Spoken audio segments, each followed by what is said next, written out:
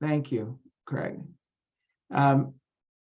So she isn't widely known by people who've never kind of had an in-depth study of Jewish history, but she's obviously a really seminal and important figure that represents a critical time in our history.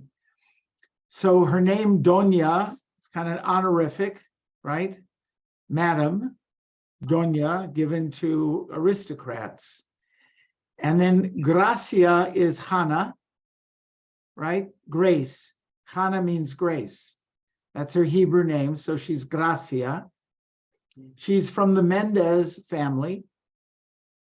And she also that family had the Hebrew, which is an honorific as well, Nasi, which means prince.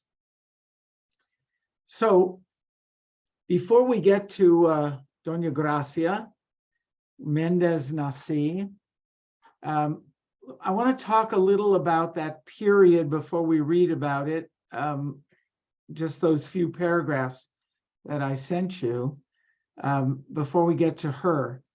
And her story really is a remarkable story, but it also reflects that world very clearly.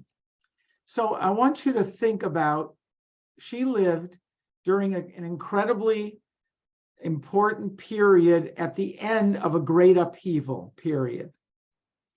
And I was trying to think of what would be a parallel in our time. And I think the parallel, it's a little beyond most of us, but a few of us on this call will have lived through parts of it.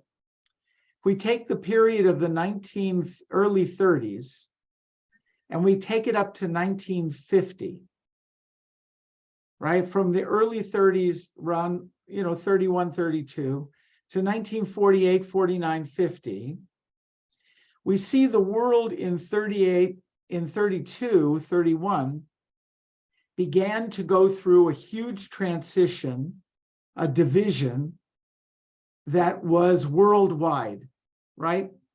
By the time we go into the period of the late 30s, early 40s, the world is totally divided, right? We have now two huge warring factions. And at the end of the 40s, we are once again in a divided world, but it has realigned. And now we have two factions, the communist the red iron, the Iron Curtain countries, and the West countries. And the world is once again realigned. And if we think about Jewish life during those two periods, because they are huge amounts of change going on for Jews.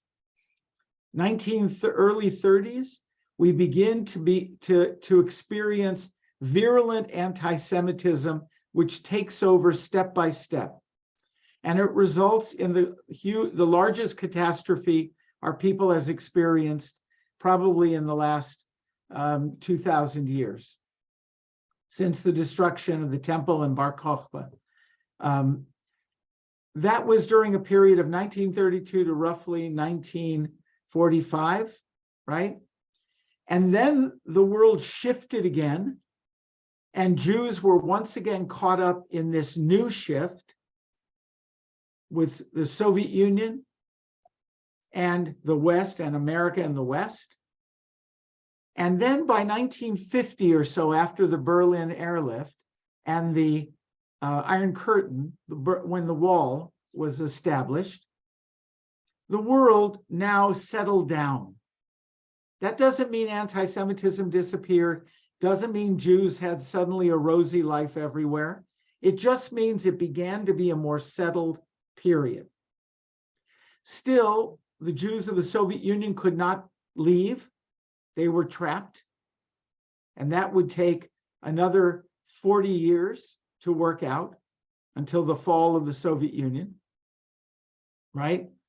And Jews in Israel started to fight for their lives and establish Israel and begin that process.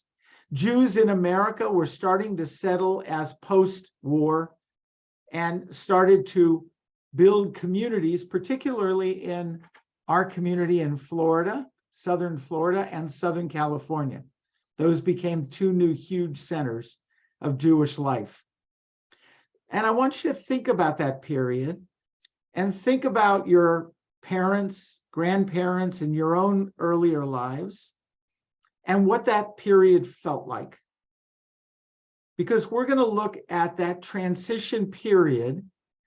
Doña Gracia Mendez Nasi was emblematic of that period when the Muslim world, the Muslim world, the world of Islam, was continuing its conquest, but had now met its formidable foe in the Christian world, and the two worlds were beginning to settle down as two distinct areas with a division between them. And Jews were caught in both worlds. And last week we studied moving into that war and that division. And now when we look at Doña Gracia, we're going to be looking at a person who was a substantial person, very wealthy, very powerful, but Jewish, and caught in all of the factors of those two worlds and how you needed to manipulate between them in order to exist. So let me stop for a second and ask if there are any questions, because it's a little complicated. This is a very complicated period. Any questions or comments? Yeah, Roger, unmute, please. Yeah, I apologize. I didn't read the material. So I'm wondering what year this was that this lady lives. We're going to get to her, but the period we're talking about is the 15th century when things begin to settle down, meaning 1492, right? Spain. And Yeah. then 1497 is Portugal. That's Yes. the expulsion from Portugal. That's the Inquisition. Yes. And then we move into the 1500s. Gotcha. And that's the period we're talking about. That kind of 1500 begins that process of settling in, where Jews now are established in the world of Islam, and we are established in the world of Christianity. Two different worlds, but we do transition, we do travel between. If there is no Iron Curtain, a Jew can travel between those worlds, but it's not always easy. And the more prominent you are, the more difficult it is. Because I will reiterate again, we had no military power, we had no political power. The only power we had was economic, and that only could work if you had a relationship with the power of the military and the political of that area. Because they didn't want to lose the economic power of someone like Doña Gracia. That's her issue. She can't travel easily. A Jew, a simple Jew could travel. Who cared if Roger decided that, he wanted to make a trip down to Egypt? So he had a few bucks and he was doing a little business.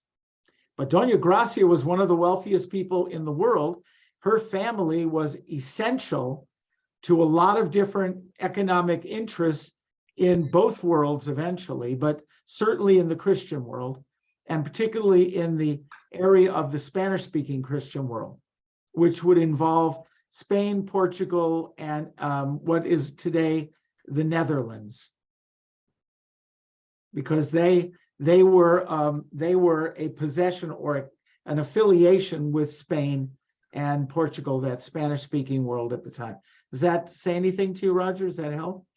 It does. And I'm just thinking, though, that they're starting to expand right here in the Caribbean, the Spanish. And a lot of Jews came down and traveled with them.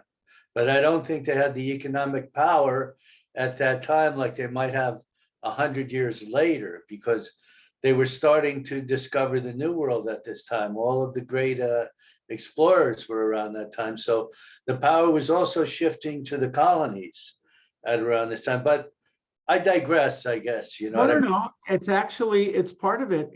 There is a theory that Christopher Columbus, there's been a number of books written on this, actually either was Jewish, was a crypto converso. The word, by the way, Joni didn't know it, so I don't know how many of you know it, but Marrano is a negative term. It means pig, comes from the derivation of pig. And so calling them Marranos is labeling them the way the anti-Jews, the anti-Semites label them. They're usually either called conversos or crypto conversos. Crypto because they converted, but only on the surface. Underneath, they maintained their Jewish identity, right? So it was a complicated time, a very complicated time. In many ways, it might have been akin in our time to the way Soviet Jews had to deal with their being Jewish in the Soviet world, where they were penalized for that, and therefore often did not live as Jews, even though they were identified as Jews. In the world we're talking about, these were Catholics who lived as Catholics, but secretly lived as Jews and lived in danger of exposure at any time. Any comments or questions while we're clarifying this period? Yes, go on, Roger. Roger? Oh, yeah, no, I was just thinking about the governors of Mexico. They were crypto Jews. Once they found out who they were, they took everything from them. So they even became wealthy as Christians. Right. And then they found out. Well, you know, when you're skilled at business, right, or you're skilled as an educator, when you're knowledgeable, when you have a body of knowledge and the skills to succeed at it, you can succeed ultimately in almost any world where you're given the opportunity, right? And because that world did not have a very complicated economic worldwide system, they needed those who were experienced at it. And Jews had been living in this kind of world of economic need to be experts at it ever since we were expelled from our country. We had developed those skills. Families had developed them. You may have noticed how there was a lot of intermarriage in Doña Gracia's family. There were reasons for that. You wanted to keep wealth within your skill set and your family so that you could trust, right? And when you did business with others, you did business with family or people who were closely related to your family or people that your family had done business with. You know, it was a trust system. You had no power to enforce. If the authorities wanted to take your business, they took it. If they wanted to take your wealth, they took it, right? But they didn't want to lose the ability to get the goods that you could get. And because her family was so ensconced in very important, essential goods, they wanted to keep her, just like they wanted to keep all Jews of wealth. They cared a lot less about simple Jews, but they cared a great deal about the middle Jews and the wealthy Jews. Does that clarify? So let me say something what Roger said. So Columbus, if Columbus was not Jewish, and most scholars think he wasn't, he certainly was familiar with Jews. He was familiar with Jewish communities, and we absolutely know that on those ships, those first 3 ships, there were a number of crypto conversos who had converted. And by the way, he was scheduled, this is a little known fact, Columbus was scheduled to leave on Tisha B'Av, 1492. It was Tisha B'Av. He delayed leaving for 1 day. And the theory is he knew it was bad luck to leave on that day, to do anything on that day. And you know, sailors were very superstitious. They had reason to be. Ships, you know, floundered all the time in that world. Storms would rise up and those ships would be battered. But he certainly was aware. He certainly was aware of Jewish customs. His translator, I believe his name was Louis de Torres, was a crypto Jew. And why did they take him as a translator? Because he knew Aramaic, he knew Hebrew, he knew Spanish, he knew Portuguese, he knew some Italian. They had no idea what languages they were coming into, but they knew this guy was skilled at languages, right? So if anyone could pick up the languages wherever they were going, it would be someone like Louis de Torres. The physician was also a crypto Jew, but I diverted, right? Because Roger took me over there. And yes, the Spanish-speaking conquest of the New World would play a factor later on. And the Inquisition would come to the New World. And by the way, that's how Jews got to America. I don't know why I'm going down this rabbit hole, but if it interests you, the first boatload of Jews that came to America in 1654, if I remember correctly, I'm pretty sure it was 1654, came from Recife. From the Recife, because the Portuguese Inquisition had moved over to South America, and these Jews were looking for a safe harbor. They arrived in the port of New Amsterdam, which at the time was New Amsterdam, and Pegleg Stuyvesant was the governor. He refused them entry. He made them stay on the ships until he communicated with the Dutch West Indies Company, to whom he was beholden. He worked for them. When his letter eventually got to Amsterdam, some of the owners of the Dutch West Indies Company were crypto conversos.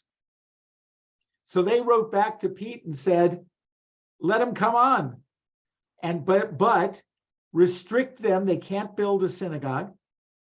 They must take care of their own poor. There were a whole set of restrictions.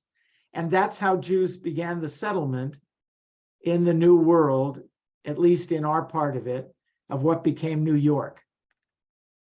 So the Inquisition and the Spanish, that whole process played a very important role in driving Jews north up to this new land that potentially had less restrictions. Any questions about that till we get to this? Good. Let's go to our topic. Let me screen share for a second. We'll read a little of that period. Where did it go here? Okay. So I'll need a reader. Who would like to read? I'll read.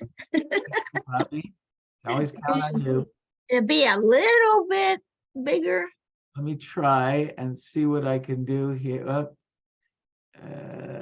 Let's see here, Zoom. Very small. Is it small? Very. I'll try and get it bigger. Give me a minute. I'm working on it. Okay. Is that better? Oh, that's better. Yes. Okay. Yes. Okay. Fine. Fine. Under Islam, Jews were governed by the Pact of Omar. This contract, established in the 7th century, required non-Muslims living under Muslim rule to abide by a host of discriminatory regulations, such as rising in the presence of a Muslim, dressing in distinctive garb, and rebuilding synagogues only when absolutely necessary, and then constructing humble structures. Okay, so the Pact of Omar was established in the world of Islam. That's true today, by the way. It's not always adhered to because the countries themselves are not governed all by Islamic codes. But that Pact of Omar is still established among the Islamic religious authorities. We were part of that pact. We had to agree to that in order to live relatively peacefully among those who identified with Islam. Okay, so let's look at the next paragraphs, please. The Islamic Empire expanded and contracted during the Middle Ages to include significant Jewish communities like Toledo, Granada, Seville, Constantinople, Salonika, Baghdad, Cairo, and Jerusalem. Generally speaking, the Jews enjoyed security in these places, although occasional instances of persecution and violence erupted. Okay, so again, the difference is we had a pact. As long as we adhered to the pact, by and large, things were stable most of the time under the Islamic leaders. Periodically, some leader would arise who was a little more intense in the desire to convert Jews, but it was an occasional thing. It was not a consistent thing. Generally, it was kind of a peaceful coexistence. Again, as long as we lived under this second-class system, we had to live under those restrictions. Okay. Okay. Spain serves as a useful, though by no means typical, example. Muslims invaded and conquered Andalusia, Spain, in 711. By the mid-8th century, they had installed the Persian tradition of statecraft and social life, a strong army, and centralized bureaucracy under the leadership of Abd al-Rahman. Rahman and the opulent, tolerant rulers that followed him all offered to elite Jews the opportunity for social and cultural achievement unprecedented in the medieval world. This was the golden age for Spanish, North African, and Egyptian Jews. So that means that these, what are called elite Jews, were highly educated. They were very adept at law. They were adept at the whole idea of how to run a government and organization. And then that also trickled down to middle-class Jews who were business-oriented and craftsmen, right? As it trickled down, it also meant that poorer Jews became part of kind of the coverage that these wealthy elite Jews gave them because they became essential in the world of Islam. Okay. However, the Golden Age began to crumble in 976 when Andalusia became engulfed in political stability over the question of secession. This disorder led to Christian attempts to reconquer Spain. Tensions erupted in Granada, where Samuel ibn Nagria was 993 to 1056 was a Jewish vizier to the court. A Hebrew poet and political commentator, he led Granada's armies while wearing robes adorned with inscriptions from the Quran. Muslim leaders accused Jews like Nagrela of breaking the Pact of Omar by seizing excessive power. In 1066, Jewish prominence in many petty kingdoms was squashed, and thousands of Jews were slaughtered in Granada. Okay, so let's take a moment. What actually happened there? What happened in that period? What were Jews accused of that resulted in the slaughter of thousands of Jews? Not following the pact. Yeah, Right. they were accused of being too important, too high visibility. Of overstepping our bounds, right? Mhm. Of uppityness. Well, no, think about it. This guy who was obviously important, very important, leading the troops, had become too visible. And other rival leaders, because we already had seen cracks in the Islamic leadership, this served to exacerbate it. So in order to deflect that accusation, what do? Well, you sacrifice the ones you have to sacrifice. Who do they sacrifice? Us, Mhm. right? So what's happening is by the 10th century, and remember the name 1066, right? That's an important date, isn't it, Roger? Battle of Hastings, last time England was Yeah. successfully That's invaded. right. William the Conqueror. Yeah, there's a lot. Did I that say time- more? The Normans and all of that, but we digress, yes. No, and right after it in 1099, you had the First Crusade. This period of the 11th century, in the 11th century was really important, partly because the second coming of Jesus had been predicted at the millennium. You know, the millennium is, we all remember the year 2000, right? Y2K. There was this, right, this fear that there was going to be this enormous crisis in all the systems in the world, and all the computers would crash or something would happen, and it would be cataclysmic.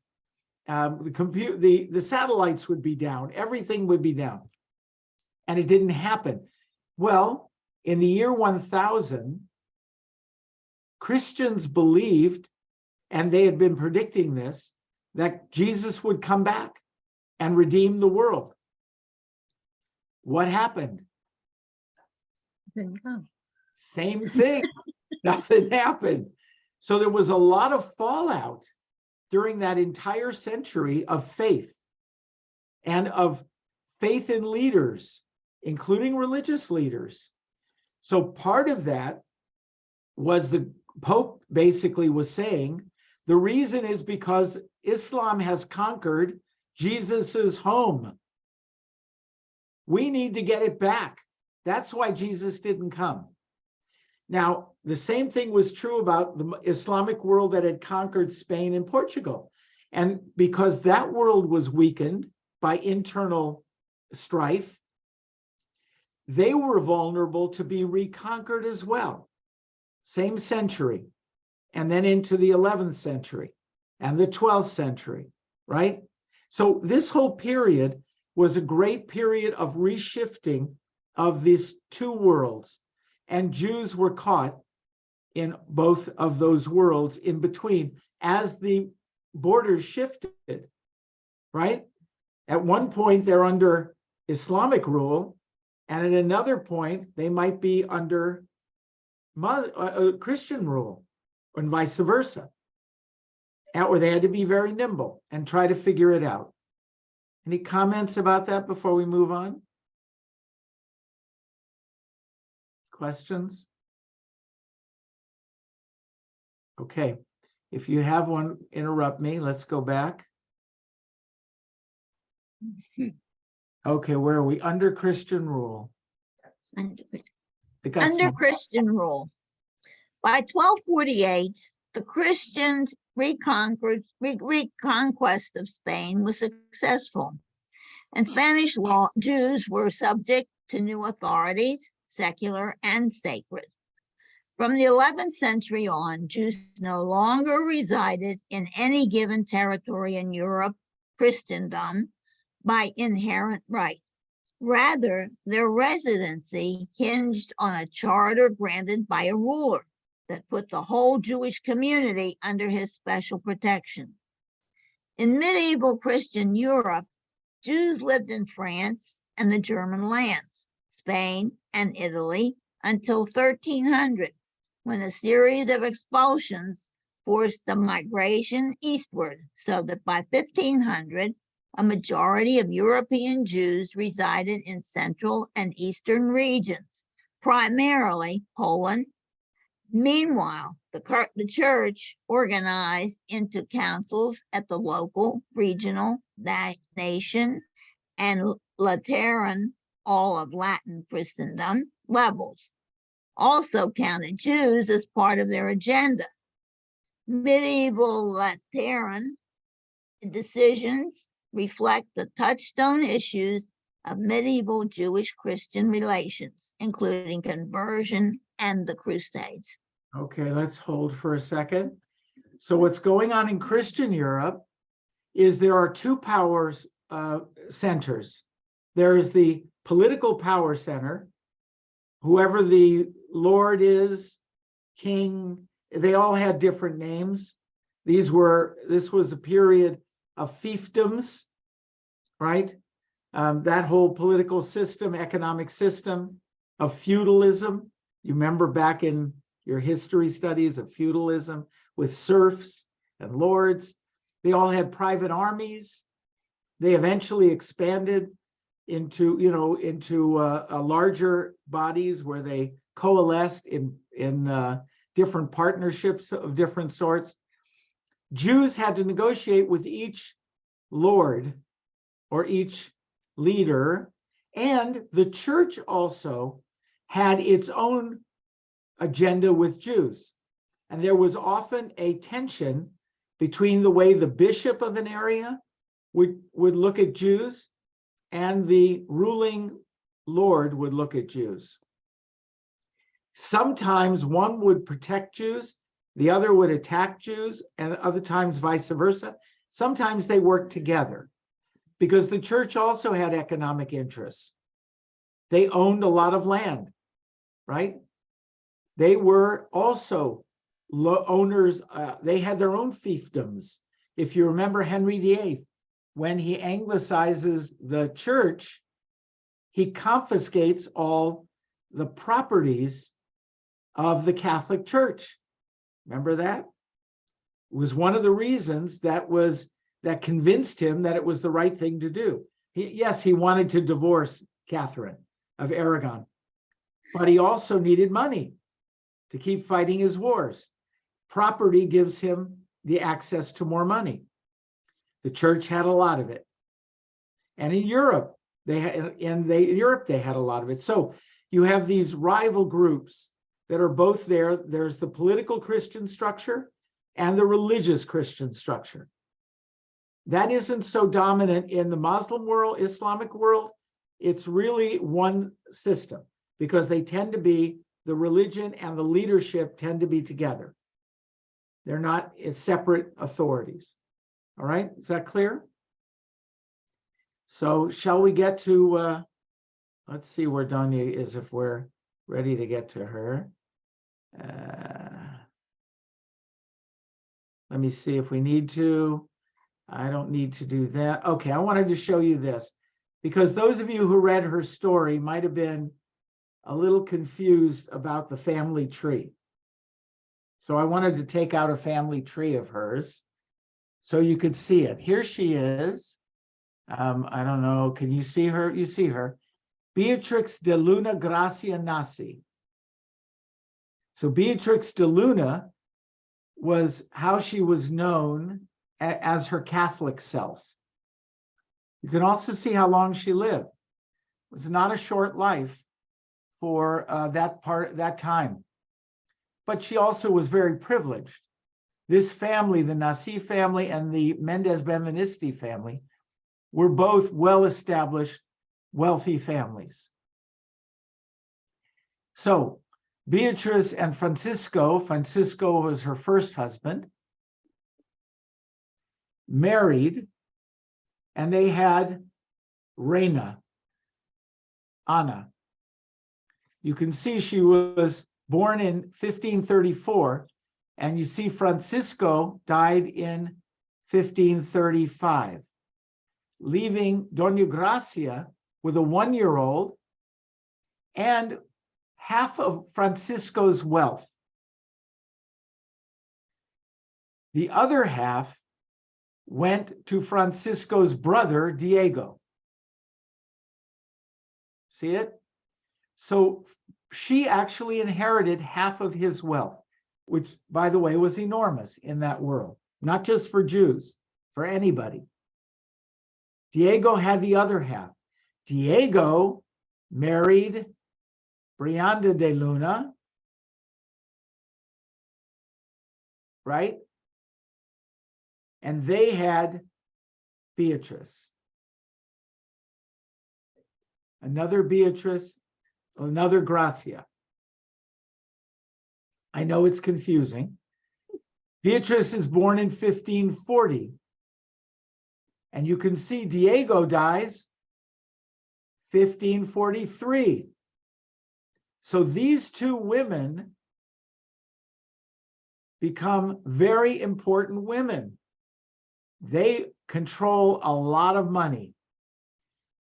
Now, when Diego dies, he wills the money to Beatrix and not his wife.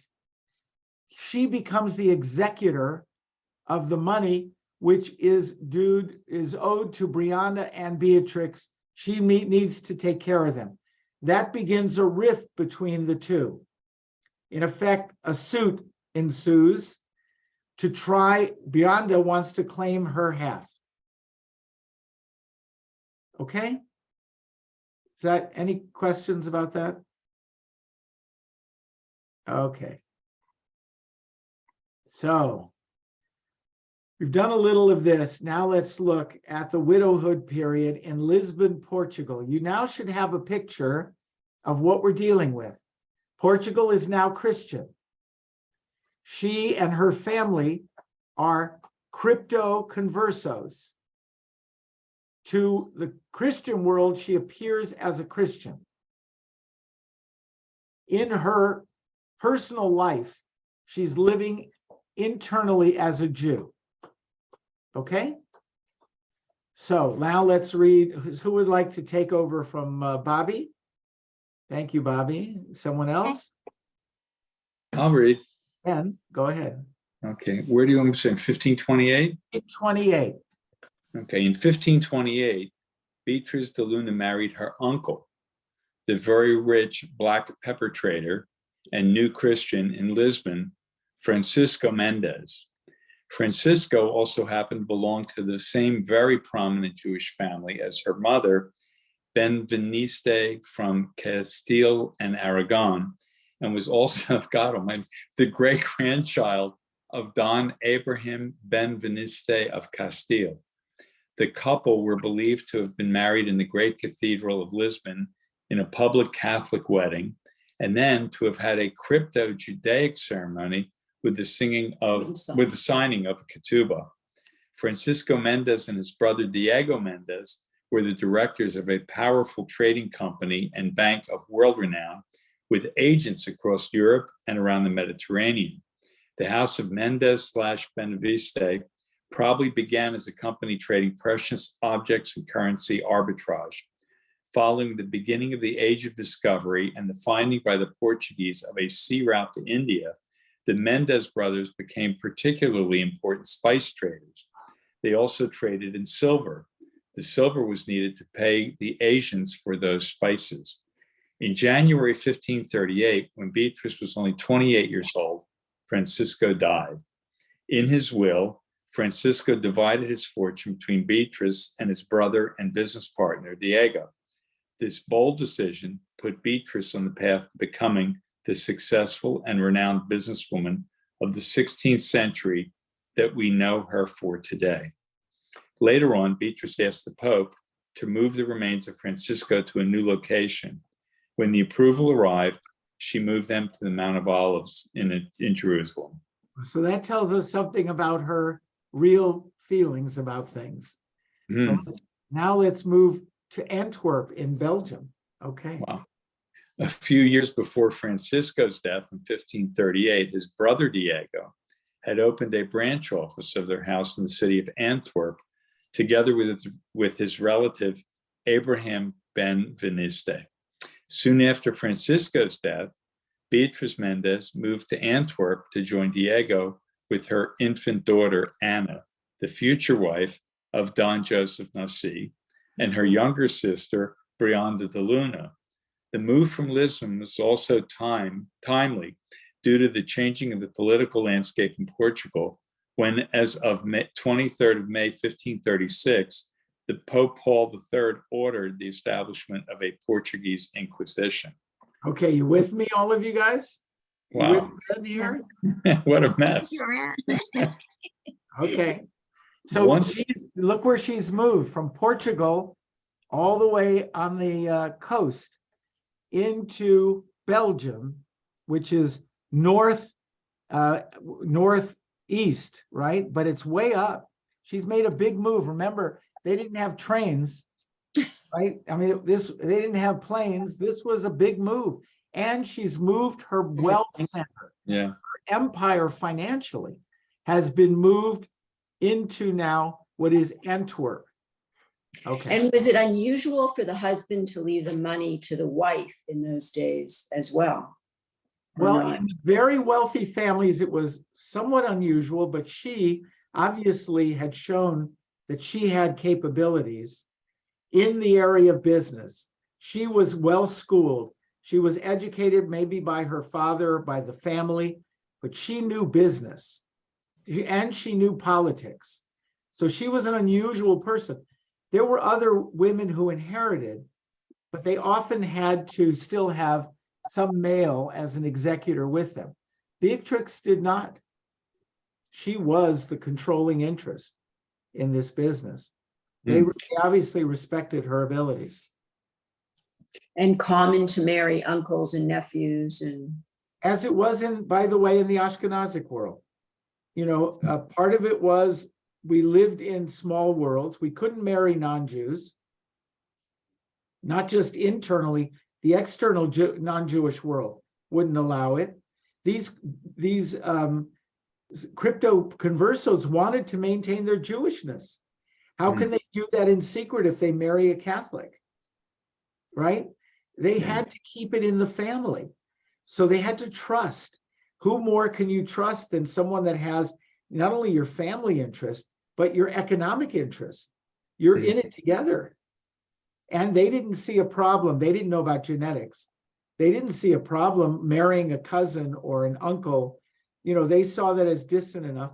I've even had people here in Miami who came up from South America where they were cousins that married. And this two Jews, they married within the family, not just second cousins, even first cousins. And that was in this last century. So it was somewhat common, which is probably why we have Jewish genetic diseases, right? Because of this kind of intermarriage in the community. Yep. Okay, let's move on, please. Okay, once they settled in Antwerp, Beatrice invested her family fortune in her brother-in-law's business and started to make a name for herself, not only as his business partner, but as an independent businesswoman herself.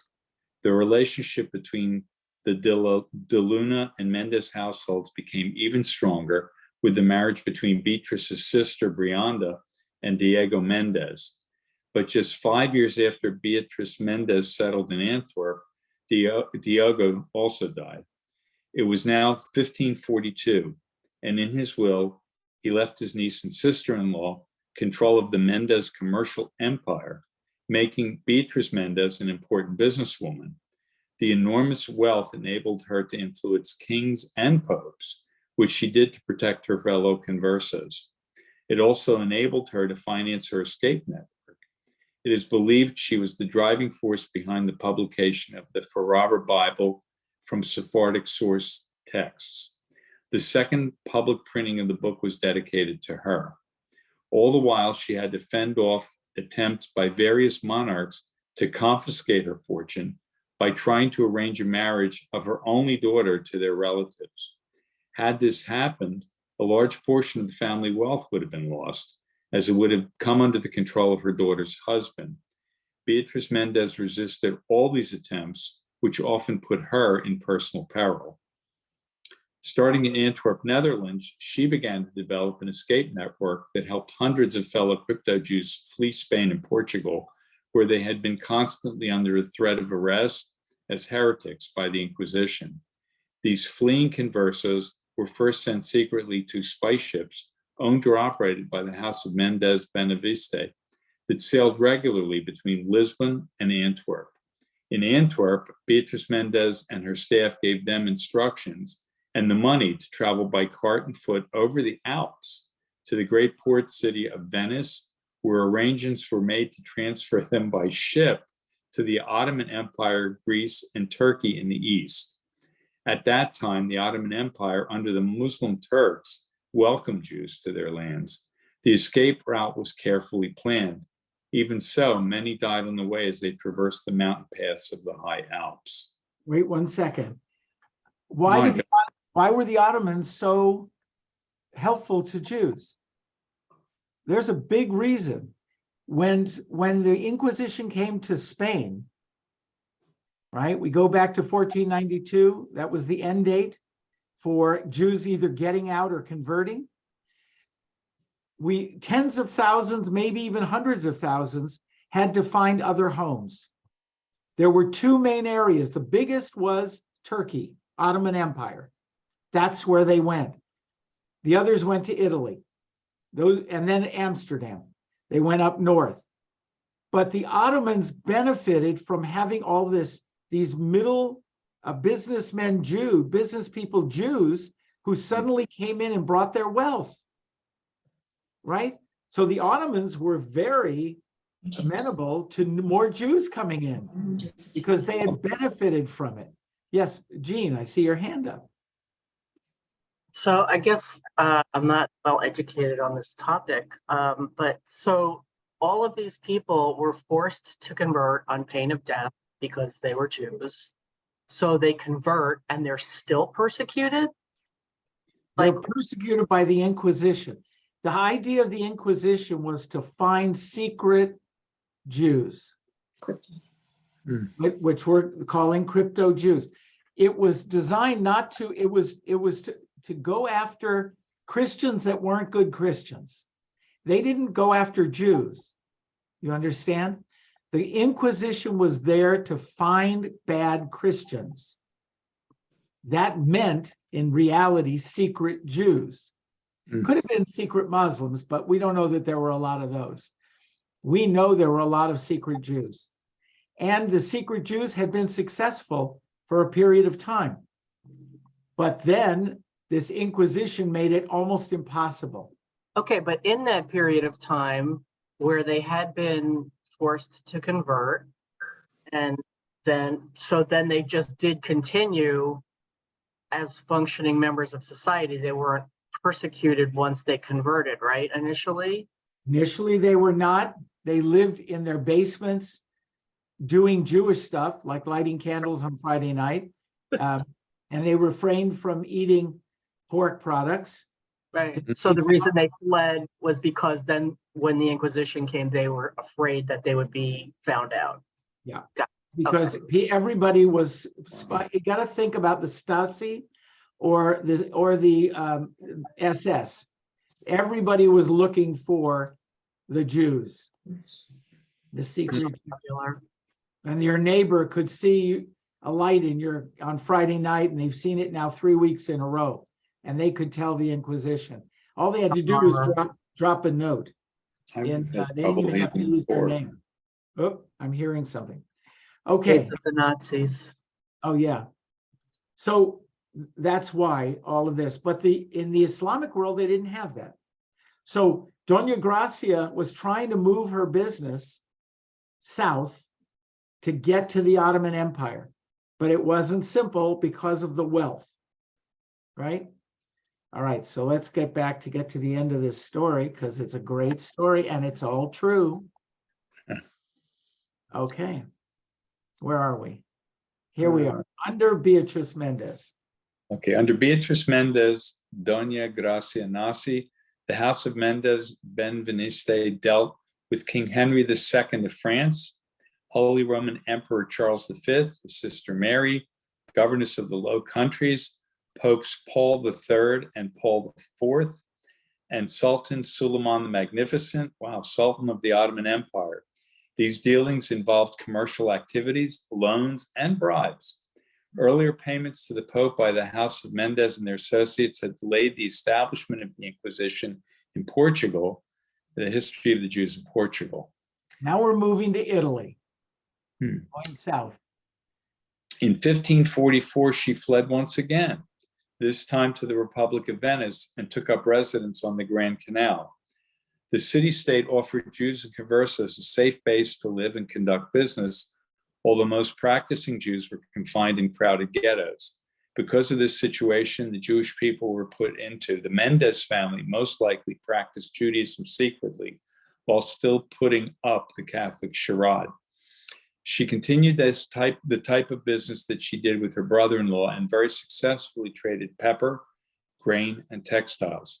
While in Venice, she had a dispute with her sister Bionda, Diego's wife, regarding his estate, and left yet again to the nearby city-state of Ferrara to avoid the ruling the Venetian Guidici al Forestiere, tribal for the affairs of foreigners, decided would end the sisters' conflict over equal control of the fortune. The city of Ferrara was eager to accept the Mendez family. Ercole II, Duke of Este, agreed to the terms of Diego Mendez's will so that the wealthy family would move to his city and receive them gracefully in 1549. In Ferrara, Beatriz Mendez, for the first time in her life, was able to openly practice Judaism in a distinguished Sephardi Jewish community and in a city that recognized her rights. She chose the Hebrew name Nasi, her daughter's name, instead of her own Latin Jewish name, Benveniste. This time in her life was most likely when she started to become known as Doña Gracia Nasi.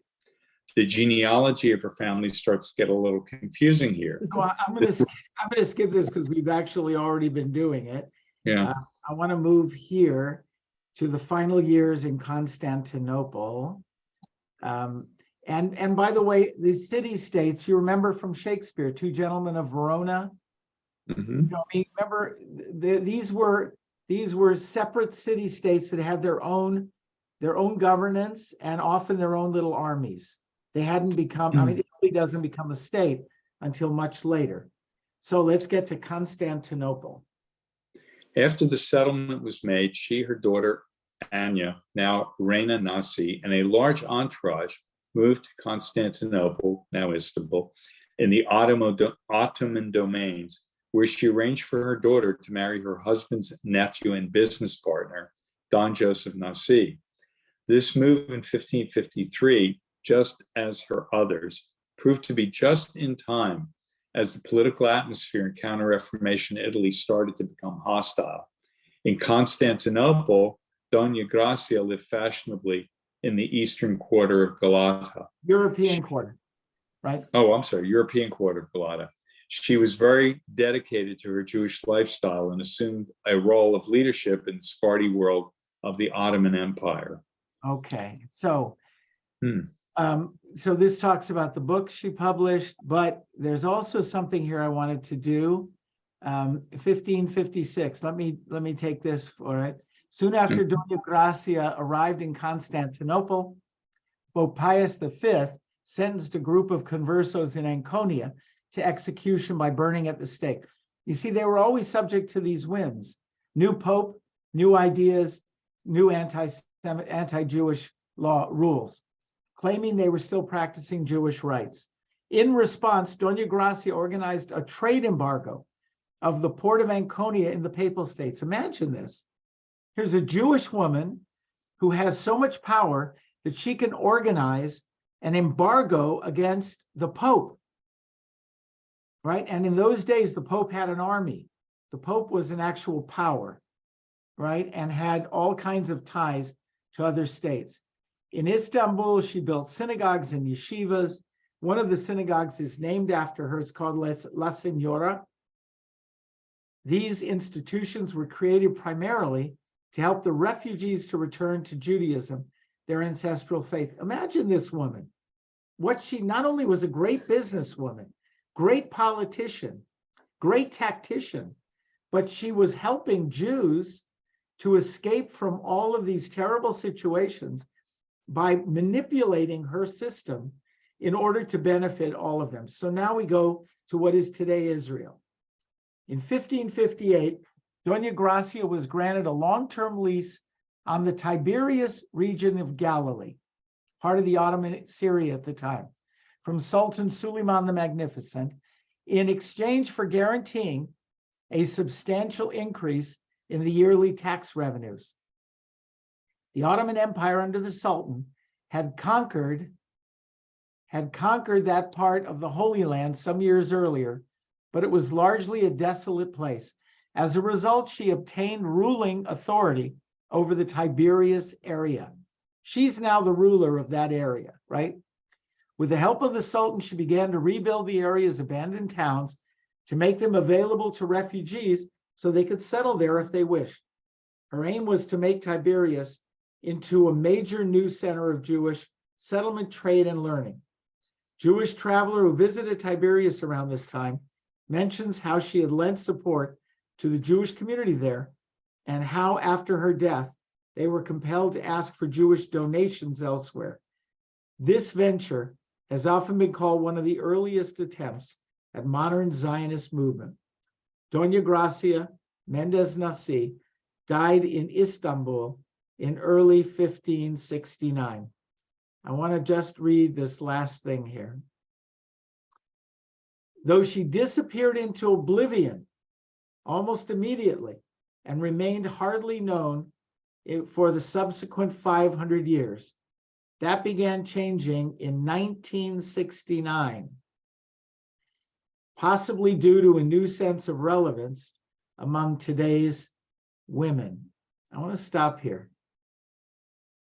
So here's this incredible woman who played this unbelievable role, and we have never heard of her, and her legacy and her history almost entirely disappeared right after her death because she was a woman, right? Had she been a man who did the same thing she did, she would certainly have been in our history books. We would certainly have run across her name somewhere. But because she was a woman, she could easily be erased. The men never picked up on the importance of her. And why 1969? As it was pointed out, American women and Israeli women were coming of age. Tiberias learned about her, and they've built a museum to her. And they actually have, we took on one of our tours, temple tours, we took a group where they reenact the story of Doña Gracia in Tiberias, and it's a dinner theater. They do a dinner, a Spanish dinner. They tell her story. They all dress in the costumes of the period. And it's it's a tourist attraction, but it's in an area where she actually had an important effect. I just think she's really just an amazing kind of example of how we men have kind of constantly suppressed stories of women, and in this case, a very important story of a woman that actually affected fellow Jews of that period and actually set a precedent for Zionism, which also got repressed, which could have been a spark that might have begun the Zionist movement earlier, had it been known. And what ended up, because no one picked up on her establishing the Tiberias community, they stopped funding it. The family stopped funding it. It was obviously her project. And they had to go on begging for survival. And what happened was the Tiberias community fell into poverty, and much of it disappeared for a long time and fell into ruins. Right? Comments, questions? Yeah, I I have a have two. question. Yeah, Oh, go ahead. Bobby, Go you ahead. want to- I have two questions. One is what happened to that Nasi family? I mean, we know about the Rothschilds. We know about non-Jewish family wealth, like Rockefeller. What happened that we didn't carry that fortune forward as a Jewish entity?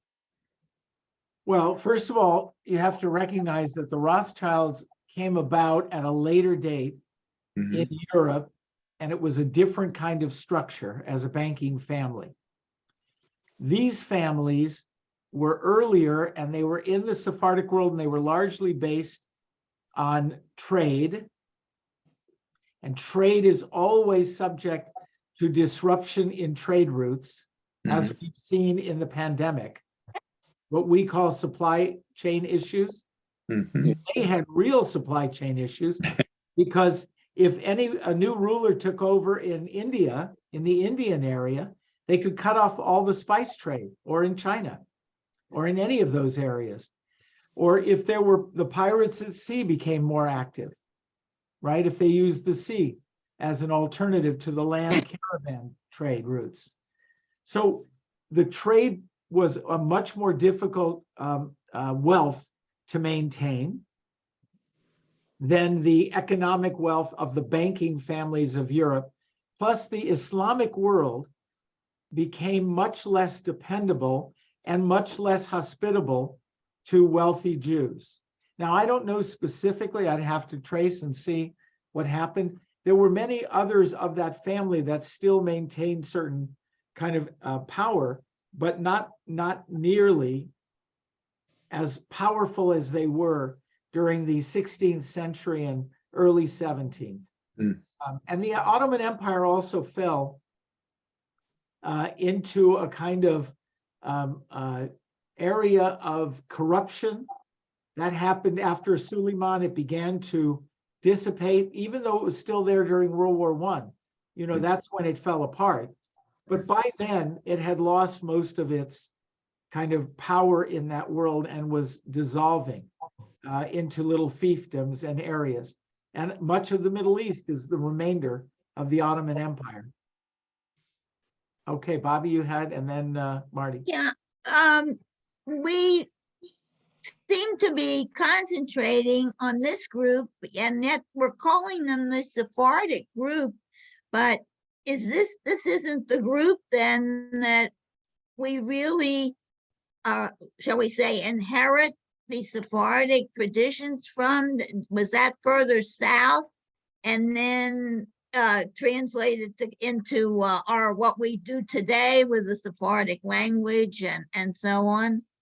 Okay, so I'm going to delay that till next time, because we're going to move into that. I just say to you, the word Sepharad, it means Spain. That was the Hebrew name for Spain.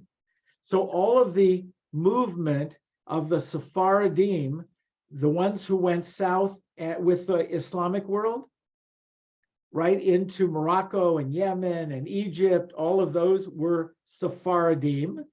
Those that went into Amsterdam and Belgium were Sephardim. Those who went into Italy were Sephardim. Those who went into Turkey, because they came out of that world of Sfarad.